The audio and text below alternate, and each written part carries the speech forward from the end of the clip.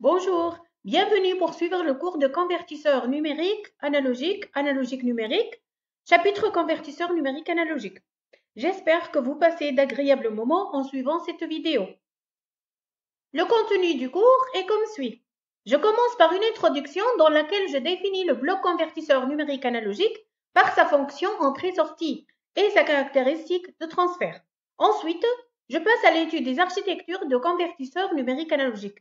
Nous commençons par les CNA à résistance pondérée, ensuite les CNA à réseau R2R et finalement les CNA à réseau d'échelle.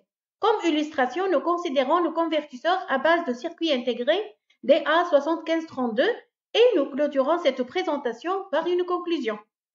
La caractéristique de transfert d'un convertisseur numérique analogique est illustrée sur cette figure à l'aide à l'axe des abscisses et le code binaire N à l'entrée auquel nous associons la sortie analogique qui est N multiplié par le quantum analogique Q. Le schéma bloc du convertisseur à N bits est représenté dans la figure suivante. Le code binaire est choisi ici pour illustrer. En remplaçant le quantum analogique par le rapport de la tension de référence sur le nombre de valeurs numériques, qui est égal à 2 à la puissance n, nous obtenons l'expression de la sortie qui est suivante. Une première architecture des convertisseurs numériques analogiques est illustrée sur la figure suivante. Elle est composée d'une échelle de résistance dont les valeurs varient de 2R jusqu'à 2R multiplié par 2 à la puissance n. Chaque courant dans ces résistances est switché par un interrupteur commandé par un bit du mot binaire à l'entrée.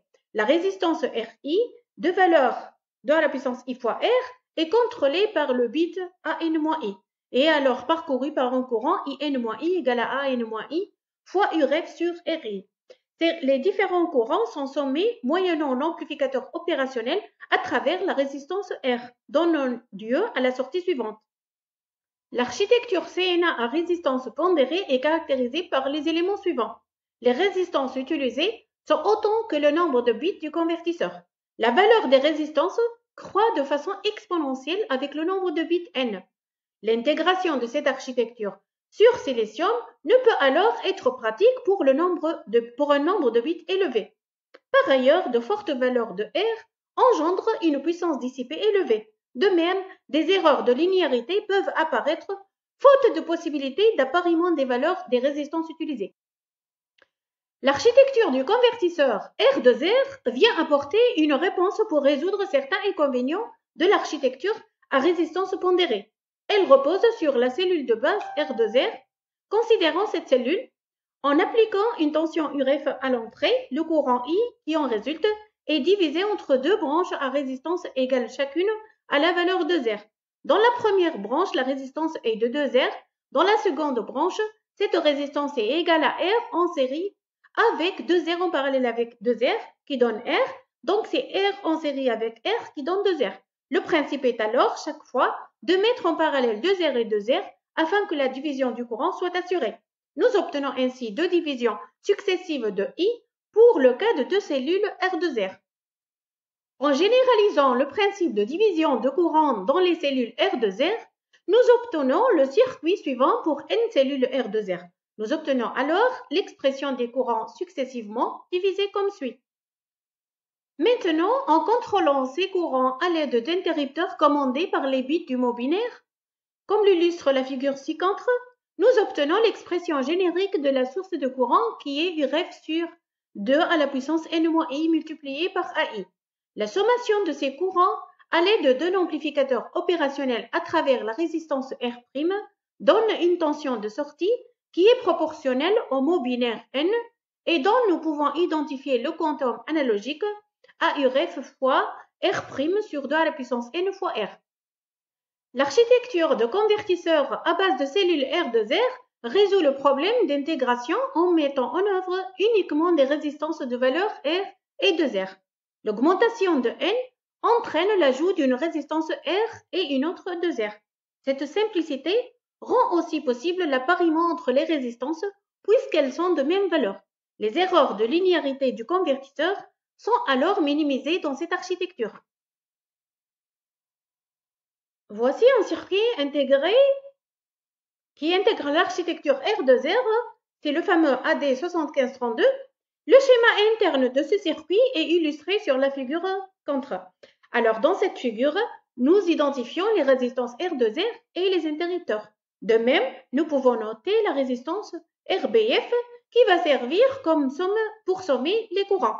Alors, une première sortie où le courant est exprimé par la somme des courants dans les différentes branches pondérées par les bits du mot binaire N est notée IOUT1. Une deuxième sortie dont le courant est exprimé par la somme des courants dans les différentes branches, mais pondéré cette fois-ci par les bits du complément du mot binaire N bar, est noté IOUT2. IOUT1 et IOUT2 sont exprimés par les équations suivantes. Partant des expressions des courants IOUT1 et IOUT2, nous pouvons établir l'expression de la somme et de la différence comme suit. La somme nous donne une quantité qu'on peut approximer à UREF sur R. De cette somme, nous pouvons tirer l'expression de IOUT2 en fonction de IOUT1. Ainsi, la différence entre les courants IOUT1 et IOUT2 est donnée par 2 fois IOUT1 plus une quantité qu'on peut approximer par UREF sur R. Lorsque le mot binaire N varie entre 0 et 2 à la puissance N-1, la quantité IOUT1 varie entre moins VRF sur R et 0. Et donc, peut être considérée comme sortie d'un convertisseur unipolaire, alors que la quantité IOUT1 moins IOUT2 varie entre moins UREF sur 2 environ et UREF sur R, moins UREF sur R et UREF sur R. Elle définit donc une sortie signée.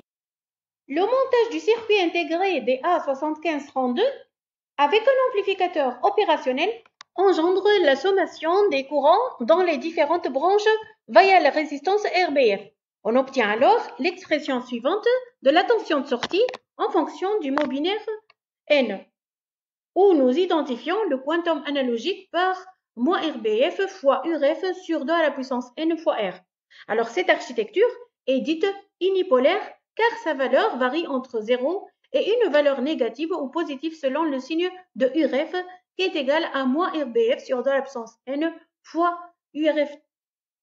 De même, le montage de l'architecture du convertisseur moyennant deux amplificateurs opérationnels permet d'effectuer une première multiplication de IOUT2 par R1.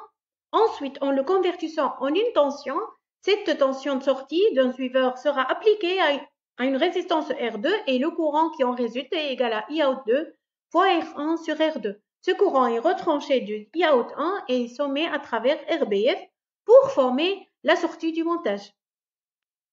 Ainsi, pour avoir un convertisseur bipolaire, il faut prendre R1 égale R2 égale à R. Dans ce cas, lorsque N varie entre 0 et 2 à la puissance N-1, la tension de sortie varie entre moins RBF sur 2 à la puissance N fois R fois 2 à la puissance N-1 fois UREF et RBF sur 2 à la puissance N fois R fois 2 à la puissance N-1 fois UREF. Donc cette sortie est signée. Voici l'architecture du convertisseur CNA à réseau d'échelle. Le décodeur, dans cette architecture, convertit le mot binaire N en 2 à la puissance N sortie pour activer à chaque fois un seul interrupteur et donner la tension analogique N fois Q à la sortie suiveuse de l'amplificateur opérationnel. Cette architecture met en œuvre un nombre d'interrupteurs assez élevé, c'est égal à 2 à la puissance N. C'est toutefois la transition entre deux nombres successifs se fait par commutation de deux interrupteurs uniquement. Et c'est la richesse de cette structure.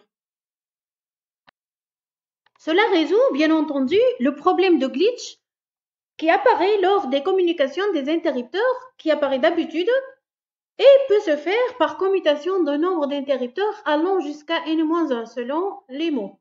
Alors, par ailleurs, dans cette architecture, les résistances doivent être appareillées pour limiter les erreurs de linéarité.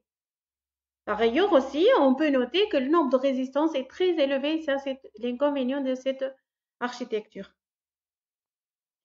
Comme conclusion, nous résumons le contenu. Alors, nous avons commencé par la présentation de caractéristiques de transfert du CNA. Ensuite, nous avons étudié différentes architectures de CNA. La première, c'est les CNA à résistance pondérée, dont l'inconvénient majeur est l'utilisation de fortes valeurs de résistance qui croît exponentiellement en fonction de n. Alors, ensuite, nous avons étudié les CNA en réseau R2R. C'est une architecture qui permet une grande densité d'intégration et permet d'augmenter le nombre de bits sans pénalisation de l'espace occupé sur silicium. Alors, les erreurs de linéarité sont minimisées grâce à l'appariement des résistances dans cette architecture. Ensuite, nous avons étudié les CNA en réseau d'échelle. Cette architecture résout le problème de glitches, mais au prix d'une complexité additionnelle. Alors, le circuit intégré DA7532 a été étudié.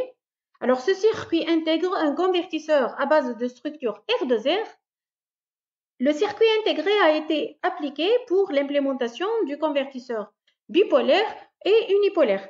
Alors, selon les besoins et l'application, nous cherchons souvent comme critères de performance la précision, la linéarité ou la simplicité et la facilité d'intégration.